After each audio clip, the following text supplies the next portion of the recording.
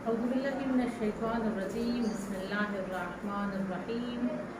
وبه نستعين وهو خير وناصر ومعين يا صاحب الزمان أدركنا ولا تهلكنا بحق جدتك الزهراء سلام الله عليها اللهم صل على محمد وآل محمد وأجل فرجهم کنیزان زہرا السلام علیکم ورحمۃ اللہ وبرکاتہ۔ جیسا کہ ہم سب یہ جانتے ہیں کہ شیعان حیدر کرار ائمہ علیہم السلام سے توسل جب کرتے ہیں تو اپنے پورے وجود کے ساتھ کرتے ہیں، اور شیعان حیدر کرار کا ہمیشہ یہ طریقہ رہا ہے کہ اپنے ہر کام میں ائمہ علیہم السلام کو وسیلہ قرار دیتے ہیں، ان سے توسل کرتے ہیں، بارگاہ الہی تک اپنے کسی بھی امر کو پہنچانے کے لیے ہم تمام شیعان حیدر کرار کا عقیدہ ہے کہ درمیان میں ائمہ علیہم السلام کا وسیلہ ہونا ضروری ہے۔ بہت ساری چیزیں ہیں جس کے ذریعے سے ائمہ کا وسیلہ، ائمہ سے توسل کیا جاتا ہے، ان کا وسیلہ دیا جاتا ہے، بہت ساری دعاؤں کا ذکر ہے، بہت ساری زیارات کا ذکر ہے، جن میں سے امام زمان اجل اللہ تعالی فرجہ الشریف کے ذریعے جب ہم توسل کرتے ہیں پروردگار عالم سے تو امام زمان کے لیے بھی بہت ساری دعائیں اور بہت ساری زیارات کا تذکرہ کیا گیا ہے، ذکر آیا ہے روایات میں۔ ان میں سے ایک زیارت ہے زیارت آل یاسین، زیارت آل یاسین کہ جس کے ذریعے سے شیعوں نے امیر المؤمنین شیعوں نے حیدر کرار علیہ السلام امام زمان اجل اللہ تعالی فرجہ الشریف سے توسل کرتے ہیں خدا کی بارگاہ تک پہنچنے کے لیے، اپنے امر کو پروردگار عالم تک پہنچانے کے لیے، درست۔ اس کے بعد یہ کہا گیا کہ یہ جو زیارت آل یاسین ہے، اس زیارت آل یاسین کو جن کتابوں میں ذکر کیا گیا، نقل کیا گیا ہے، جن کتابوں میں یہ زیارت آئی ہے، ان میں سب سے پہلے کہا گیا کہ ابن المشہدی نے اس زیارت کو المزار الکبیر میں نقل کیا، پہلی چیز۔ دوسرا یہ کہا گیا کہ اس زیارت کو سید ابن طاؤس نے مصباح الزائر میں لکھا ہے۔ اس کے بعد یہ زیارت خود شیخ عباس قمی نے مفاتیح الجنان میں نقل کی ہے، اور پھر علامہ مجلسی نے بحار الانوار میں بھی اس زیارت کو نقل کیا ہے۔ اس زیارت کے راویوں کے بارے میں کہا جاتا ہے کہ زیارت کے 2 راوی نقل ہوئے ہیں، یعنی روایت کرنے والے جن کے ذریعے سے یہ زیارت ہم تک پہنچی ہے وہ 2 راوی ہیں۔ ان میں سب سے پہلے جو راوی ہیں وہ خود امام زمان عجل اللہ تعالی فرجہ الشریف کے نائب خاص دوم ہیں، نائب خاص دوم محمد ابن عثمان عمری، جن کے ذریعے سے نقل کی گئی یہ زیارت کے انہوں نے نقل کیا، ان سے روایت ہوئی ہے اور انہوں نے امام سے سنی اور ہم تک پہنچائی ہے۔ دوسرے جو بہت ہی مشہور امام کے چاہنے والے اور جن کے ذریعے سے یہ زیارت ہم تک پہنچی ہے وہ ہیں محمد ابن عبداللہ ابن جعفر حمیری۔ ان کے بارے میں کہا جاتا ہے کہ یہ غیبت صغرا کے دوران انہوں نے زندگی گزاری ہے، اور غیبت صغرا کے دوران یہ وہاں موجود تھے۔ بہت سارے سوال اور جواب انہوں نے یعنی تحریری طور پر امام سے کیے ہیں، اور بہت ساری چیزیں امام سے انہوں نے نقل کی ہے۔ علماء رجال نے محمد ابن عبداللہ ابن جعفر حمیری کو معتبر جانا ہے، اور ان کو بہت ہی احترام کے ساتھ، ان کو بہت ہی اکرام کے ساتھ یاد کیا ہے، یعنی معنی یہ نکلا کہ یہ زیارت سند معتبر کے ساتھ نقل ہوئی ہے، یعنی معتبر زیارت ہے۔ اس زیارت کے بارے میں یہ کہا جاتا ہے کہ یہ جو راوی ہیں محمد ابن عبداللہ ابن جعفر حمیری، یہ انہوں نے نقل کی ہے، اور ان کے بارے میں کہا جاتا ہے کہ یہ خود یہ کہتے ہیں، یہ بیان کرتے ہوئے نظر آتے ہیں کہ امام زمان اجل اللہ تعالی فرجہ الشریف یہ فرماتے ہیں کہ اگر کوئی انسان یہ چاہتا ہے کہ وہ ہمیں اللہ کی بارگاہ ہمیں وسیلہ قرار دے، ہمارے ذریعے سے پروردگار عالم سے توسل کرے، تو اسے چاہیے کہ وہ اللہ کی بارگاہ میں حاضر ہو کر اس طرح سے دعا کرے، اور وہ جملہ نقل کیا، سلام بر آل یاسین، آل یاسین پر سلام، اور پھر ہمیں وسیلہ قرار دے کر پروردگار عالم کی بارگاہ میں دعا مانگے۔ اس جملے کی تشریح علماء نے اس طرح سے کی ہے کہ یہ جو جملہ ہے کہ مولا نے کہا کہ اگر ہمیں وسیلہ قرار دینا ہے خدا کی بارگاہ میں تو کہو سلام بر آل یاسین، یعنی آل یاسین پر سلام ہو۔ انشاءاللہ جب تشریح بیان کریں گے تو آل یاسین کون ہے اس کا تذکرہ کیا جائے گا۔ یعنی یہاں جو مولا نے یہ جملہ کہا سلام بر آل یاسین کہو اور وسیلہ قرار دے کر دعا مانگو، علماء کہتے ہیں کہ امام یہ کہنا چاہ رہے تھے کہ جب بھی خدا کی بارگاہ میں حاضر ہو، اپنے کسی بھی حاجت کو لے کر، اپنے کسی بھی امر کو لے کر، اپنے کسی بھی تمنا کو لے کر، طلب کو لے کر خدا کی بارگاہ میں جب تم حاضری دیتے ہو تو تمہاری ذمہ داری یہ ہے کہ تم سب سے پہلے خدا کی بارگاہ میں اپنے پورے وجود کے ساتھ حاضر ہو کر خدا کی حمد کرو۔ اول خدا کی حمد کرو، خدا کی حمد کرنے کے بعد، خداوند متعال کو یاد کرنے کے بعد ہمارا جو مقام خدا کی نگاہ میں ہے،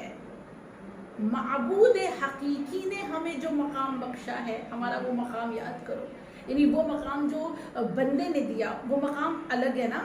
ائمہ علیہم السلام کا وہ مرتبہ، وہ بلندی، وہ مقام جو خدا نے دیا ہے، اس مقام کو یاد کرو، اور اس مقام کو یاد کرتے ہوئے ہمارے اس مقام کا اعتراف کرو۔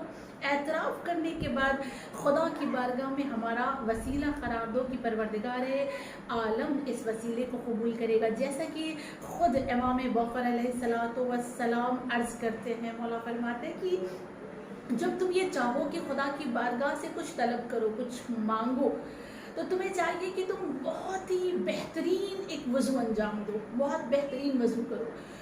بہترین وضو کرنے کے بعد تم 2 رکعت نماز پڑھو۔ 2 رکعت نماز پڑھنے کے بعد سمپل سادی نماز، جیسے نماز صبح پڑھتے ہیں اس طرح سے 2 رکعت نماز پڑھنے کے بعد تمہارا وظیفہ یہ ہوگا، تمہاری ذمہ داری یہ ہوگی کہ تم محمد و آل محمد پر صلوات و سلام بھیجو۔ ان پر صلوات و سلام بھیجنے کے بعد تم انہیں وسیلہ قرار دیتے ہوئے خدا کی بارگاہ میں اپنی اس تمنا کا اظہار کرو، تم مانگو، اپنی وہ خواہش بیان کرو جس کے لیے تم نے یہ عمل انجام دیا کہ معبود حقیقی تمہیں عطا کرے گا، تمہیں نوازے گا اس چیز سے۔ اور پھر یہ کہا گیا کہ جیسا کہ کہا جاتا ہے کہ معبود حقیقی کی بارگاہ میں جانے کے لیے ایک راستہ ہے، ایک طریق ہے نا، طریق ایک راستہ ہے۔ وہ راستہ کیا ہے؟ خدا کی بارگاہ میں جانے کا راستہ کیا ہے؟ یہی اہل بیت علیہم السلام ہے۔ کیوں اہل بیت علیہم السلام معبود کی بارگاہ میں جانے کا طریق ہے، راستہ ہے؟ کہا اس لیے کیونکہ یہی انوار الہی، یہ نور الہی ہے، یہ تجلی اسماء الہی ہے اہل بیت علیہم السلام۔ اور اس کے بعد حدیث میں آیا ہے کہ محمد مصطفیٰ صلی اللہ علیہ وآلہ وسلم اور ائمہ علیہم السلام وجہ اللہ ہے۔ کیا ہے؟ وجہ اللہ۔ اور اگر یہ وجہ اللہ ہے تو یہی پروردگار عالم کی بارگاہ تک جانے کا طریق ہے، راستہ ہے۔ جیسا کہ قرآن مجید کی ایک آیت ہے نا، معبود حقیقی نے قرآن مجید میں کیا فرمایا؟ خدا قرآن میں کہتا ہے کل شیء حالک، ہر شے ہلاک ہو جانے والی، الا وجہہ، سوائے اس کے چہرے کے۔ جب ہم توحید کا چیپٹر پڑھتے ہیں تو ہمیں پتہ چلتا ہے کہ اس کے پاس چہرہ نہیں ہے، لیکن پھر بھی خداوند کریم کہتا ہے کہ ہر شے ہلاک ہو جائے گی سوائے اس کے چہرے کے۔ یعنی اس کا چہرہ کون ہے؟ اس کا چہرہ، اس آیت کی تفسیر جب ہم پڑھتے ہیں تو امام صادق علیہ السلام عرض کرتے ہیں کہ معبود حقیقی کا چہرہ نبی کریم صلی اللہ علیہ وآلہ وسلم اور ائمہ علیہم السلام ہے۔ یعنی ائمہ کی ذات وجہ اللہ، محمد مصطفیٰ کی ذات وجہ اللہ، اور وجہ اللہ اگر یہ ہیں تو ہمیں انہی کے ذریعے سے پروردگار عالم کی بارگاہ میں حاضری دینا ہوگا۔ اور خدا کی بارگاہ میں حاضری دینے کے لیے، خدا کی بارگاہ میں اپنے کسی بھی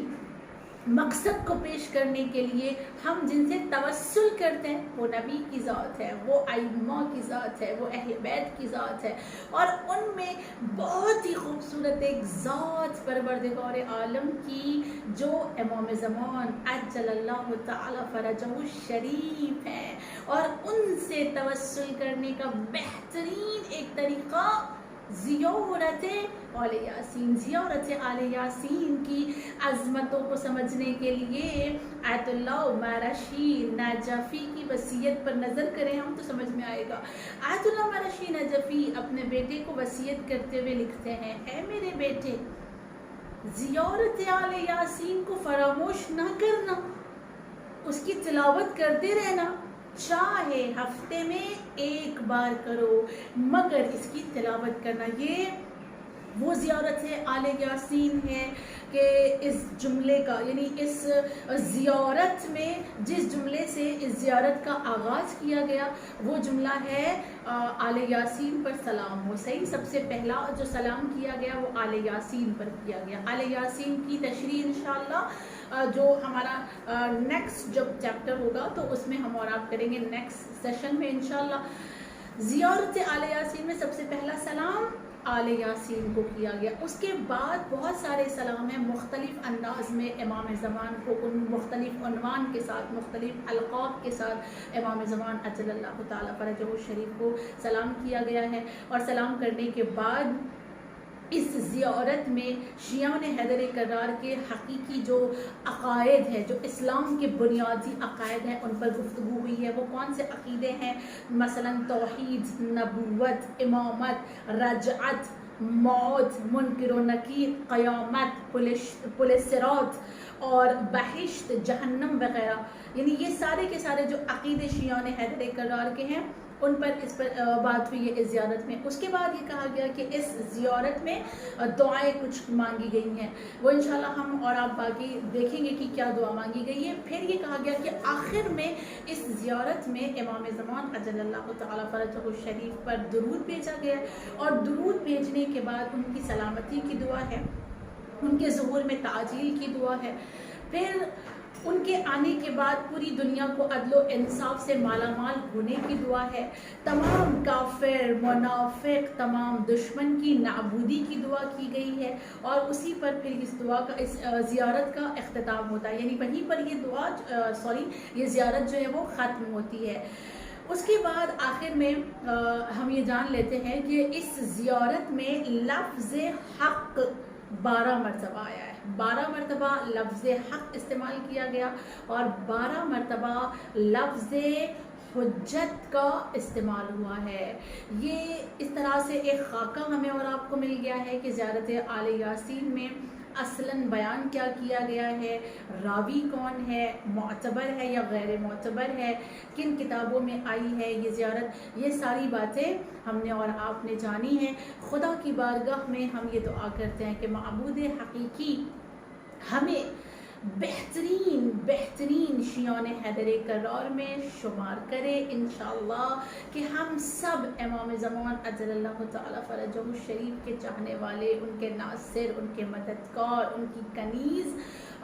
بنا کر مولا کے لشکر میں شامل کیے جائیں، اور اسی طرح سے ہم امام کے دور غیبت میں ان سے اپنا رابطہ برقرار رکھنے کے لیے جو دعائیں اور جو زیارتیں ان سے مربوط ہیں، ان سے جو ہے وہ کہا گیا کہ ان کے لیے بیان کی گئی ہیں، ہم ان کو